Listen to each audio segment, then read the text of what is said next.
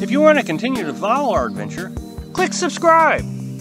So you don't miss anything, click the bell notification. The other day I posted a video, and within a few minutes of posting a video, people start commenting and saying things, and sometimes the comments come in before they actually have a chance to watch the video. And I know this because the video is 7 minutes long, and it posted at 3 o'clock, and at 3:02 comments are coming in. So the other day I posted a video, and they were commenting, there was comments coming in that didn't make sense to the video.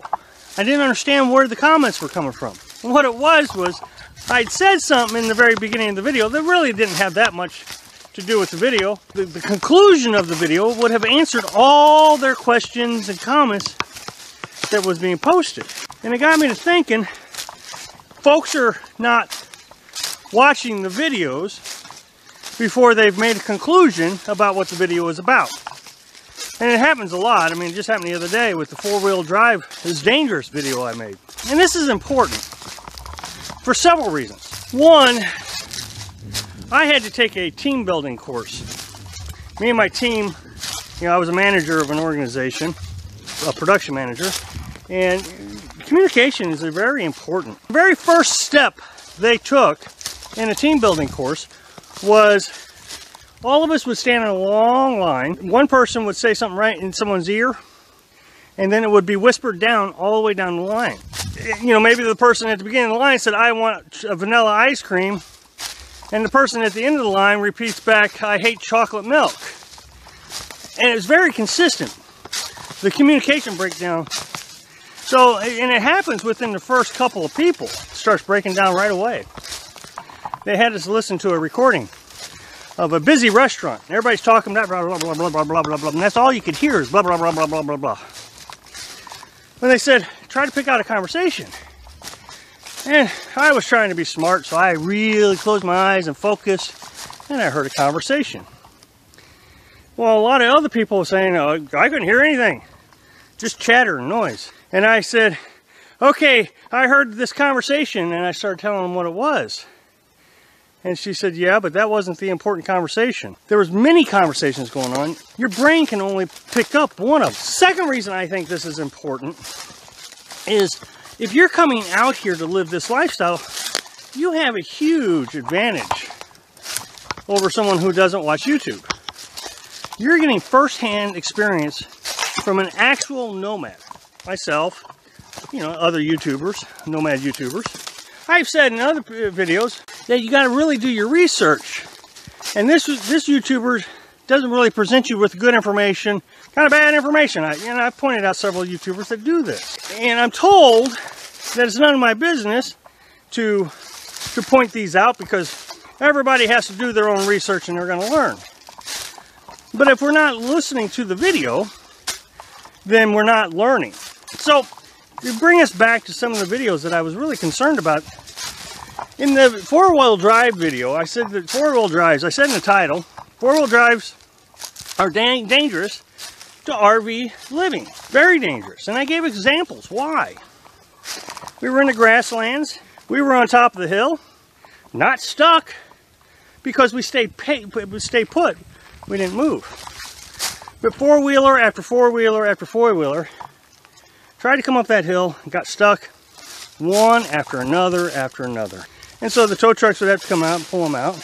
A lot of people in the comments said, "Well, I have a four-wheel drive and I get me in and out of my driveway. And it's good in snow. And it's good for this and it's good for that. It's good for farming. It's good for off-roading." Right, okay. I have no concerns about what you use your four-wheel drive for. The point of the video and the point of the channel is to teach you about the nomadic lifestyle. Living in a vehicle is a lot different than owning a vehicle. When your vehicle becomes your house, then you do not want to risk at all that vehicle, that house, getting stuck.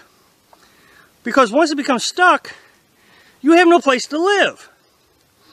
If you get stuck out in your field or out in town, there's resources to help you out. Maybe your spouse can come and get you. Maybe you can bring the tractor back. Maybe a buddy can pull you out. But if you're out here in the middle of nowhere, and I'm not even talking about the grasslands, because the grasslands wasn't in the middle of nowhere, fortunately. But out here, I'm going to give you a spin around. There's nobody. There's nothing. And I just told you I got some problems with my internet, so getting stuck out here. So when it snowed, that 5 inches the other day, we decided to stay put. We weren't going to risk it. It's a much better option than, you know, saying, well, I'm going to leave today.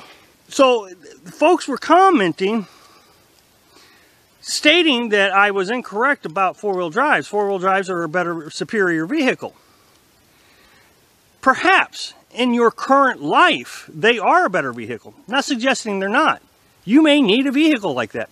But let's say you're towing a fifth wheel. Are you really going to want to tow a fifth wheel through this wilderness in mud and snow with your four-wheel drive? It's unlikely it's going to make it. My point is don't push your vehicle. You may make it another half mile down the road before you get stuck, but you are going to get stuck. And the explanation of out in the grasslands, we were the only vehicle that wasn't stuck. Yes, we had to stay for 2 weeks, but we were prepared. So the point of that video was be prepared. Not don't buy a four-wheel drive, just don't use it for the nomadic lifestyle. That's the point.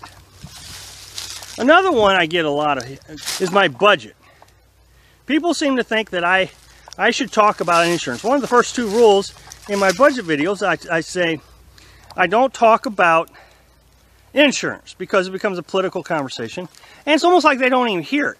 Because I'll get a dozen comments of people saying, what about insurance? You didn't talk about insurance. How do you budget insurance? What the point of the video is these are the items that you're going to want to consider in your budget. So I encourage everybody to really listen to videos before commenting, because you might be missing some important information.